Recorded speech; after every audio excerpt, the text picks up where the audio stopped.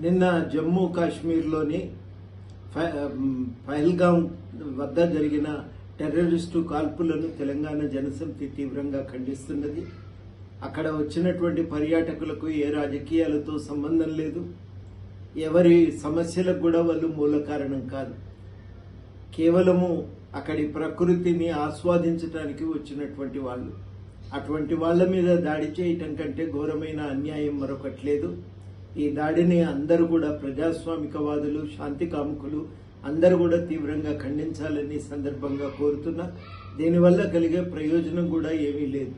ఏ సంబంధము లేని సాధారణ ప్రజలను చంపటం ఏ రాజకీయ లక్ష్యాల సాధన కూడా దోహదపడేటువంటి చర్య కాదు. ఇటువంటి చర్యలను అందరం కూడా ముక్త కంఠంతో ఖండించాలి. తప్పనిసరిగా ఇప్పుడు ఉన్న ఈ పరిస్థితుల్లో మరి కాశ్మీర్లో చిక్కుకున్న పర్యాటకులు వెనక్కి రావడానికి కేంద్ర ప్రభుత్వం తక్షణం చర్యలు తీసుకోవాలి. సాధారణమైన ప్రజలు కాశ్మీర్ను చూద్దామని వెళ్ళి ఇవాళ అక్కడ చిక్కుకుపోయారు. వాళ్ళందరూ కూడా ప్రశాంతంగా వెనక్కి తిరిగి రావడానికి కేంద్ర ప్రభుత్వం తగు ప్రయాణ సౌకర్యాలను కల్పించాలని, విమానాలను ఏర్పాటు చేయాలని ఈ సందర్భంగా కోరుతూ టెర్రరిస్టు దాడులను ముక్త కంఠంతో ఖండిద్దాం. ప్రజాస్వామ్య పరిరక్షణకు, శాంతి పరిరక్షణకు పూనుకుందాం.